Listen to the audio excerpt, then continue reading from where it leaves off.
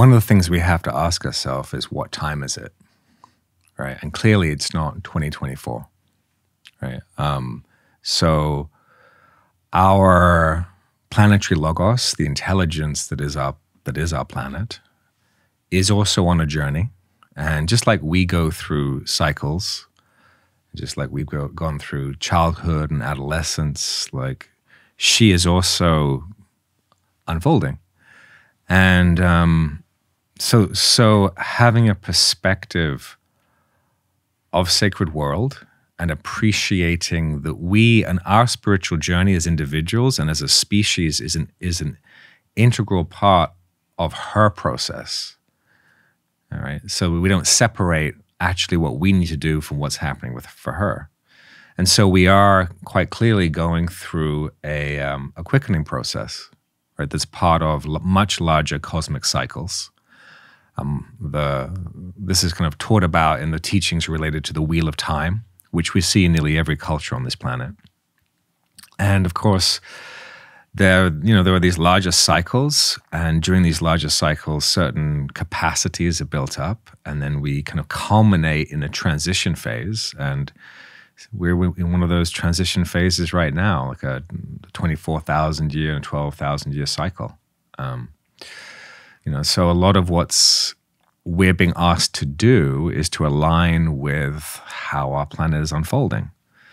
And according to the teachings of these, the Wheel of Time, is often we don't do that, and then things get reset, and we have to kind of start all over again, right? So there is, all of us sense this kind of a sense of this imperative and this sense of urgency, because she is wanting to blossom, and we really need to align with that process and understand what it asks of us. Like you said, the planet, as it goes through its own cycles, like we do in our own biological body, for example, are given opportunities to transmute and phase shift into that next level of being, a next potential possibility. And yet, so many of us really do feel the quickening process that we're in, that we're in a time that is unlike any other, that there is so much possibility for catastrophic dystopia on one hand, but also so much beauty and light on the other, if we harness the opportunity and realize the blessing that it is and not have it turn into a curse. The issue largely is that, everything that we're doing in the world is infused with the consciousness in which we're doing it. And so the tools that we're engaging with, the technology that's advancing, all these amazing things that aren't inherently good or bad in and of themselves, are being infused with a traumatized species. That's right. Yeah. Yeah. So the perspective of the Wheel of Time and the Buddhist tradition Buddhism is a vast tradition, but its kind of apex teaching is called the Wheel of Time, the color chakra. And there's both a kind of Indo-Tibetan color chakra, but there also is a planetary color chakra. And really what we're talking about when we talk about the Wheel of Time are the process of multi-generational trauma. So that's what each of us, part of our work is we're all cleaning up, right, and integrating the past. So we have that individually, but then we have multi-civilizational trauma. And of course, that's just like an individual who goes to therapy who doesn't realize perhaps they had traumas in the past.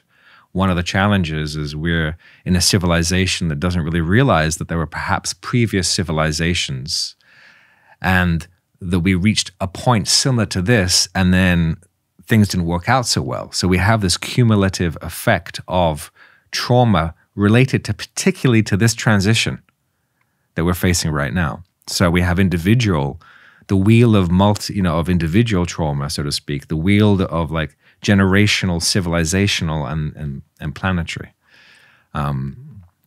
So a lot of what we're having to do is digest the momentum of the past. Right? A supertanker, if you put a supertanker in neutral, it doesn't stop. Right? So this is what we find, is even if we put it in neutral, even if we get that wheel it's not enough. We're going to have to reverse the wheel. The good news is we have the psychotech and the outer tech. So at the moment when the wheel needs to be reversed, we do have now the technology that could allow us essentially to spin up a golden age in a short amount of time if the dharma gets to meet the AI, so to speak, right? if the what we call the fourth turning of the dharma, the reiteration of the planetary dharma at this moment in time, if it can meet the fourth industrial revolution on an equal, as an equal partner at the table, because of course our civilization has thrown away our interiors for at least a couple of thousand years. But if we can value the interior and bring to the table the best of the world's wisdom traditions, this moment in time actually holds great promise as well as great peril. Yeah, I really love that understanding that we're kind of in this collective amnesia in a sense, Yeah. And there's the conventional view of like 12,000 years civilization, but like these larger cycles that happen within larger cycles, within civilization, within planetary celestial bodies, invites, an important reflection as to where we're currently at and the opportunity of civilization. And, that reflection there is so important, that we have an opportunity here that we have trauma about because we failed many times. Exactly. And of course, without a larger, so the personality vehicle only lives a lifetime. Right. And maybe we'll be lucky. Maybe you and I will be sitting here in 200 years' time. We'll be like, bro, right? But even then, it's still a lifetime. But the soul vehicle, or what's called the bliss body in the Buddhist tradition, it has a multi-lifetime narrative. So if you shrink in the cultural story what is possible, it's very difficult for people to awaken to soul, even through like narrative, right? Because the soul has a story. And developmentally, what we find as part of what supports awakening the soul is awakening to that much longer story. So if you clip that and keep it within a 12,000 year history, it's one of the ways that the soul stays kind of straitjacketed.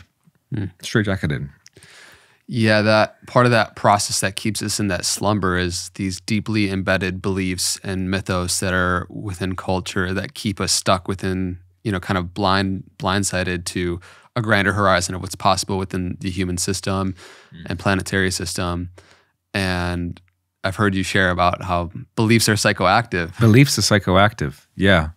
The first thing is we have a massive enchantment of disenchantment.